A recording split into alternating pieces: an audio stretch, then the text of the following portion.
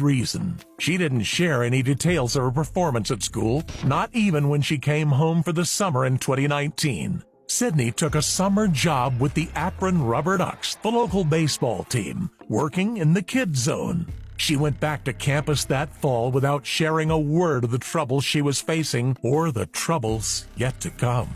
Sydney came home again for the winter break, spending a cozy Christmas and New Year's at home with her family in Akron, as though nothing had gone wrong. In January 2020, she went back to Mount Union, but this time there was a problem. In December 2019, Sydney had become unenrolled. In the fall semester, she had failed 3 out of her 4 classes. As a result, Sydney received written notice of expulsion. Ms. Gaffney, if you can take a look at that and let me know if you recognize what it is.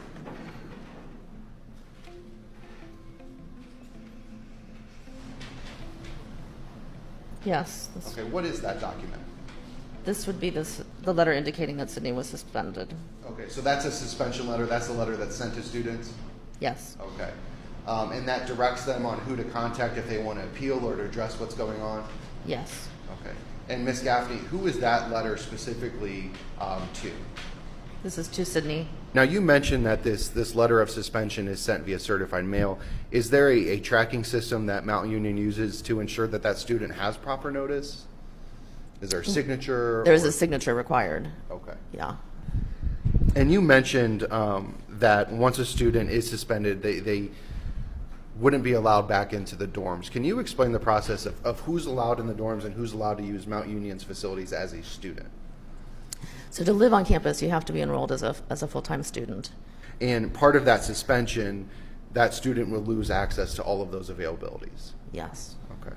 Nevertheless, she went back to Mount Union in January and continued this illusion of normalcy even with her roommate Lauren Curry, who was her best friend from high school. In late February, Sydney told Lauren that she would be moving away for a time to figure things out.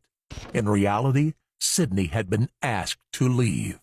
In a personal meeting, college administrators had told her that she had to move out of her dorm and that her key card access would be terminated. Ms. Gaffney, at some point did you yourself meet Sydney Powell? I did. Okay. And what happened? Were you able to contact Ms. Powell? I was. And Okay. Sydney came over to the office. Okay. Can you describe that interaction? I think when she first came in, I said, Sydney, there seems to be some confusion. It seems as though you haven't moved out of your residence hall.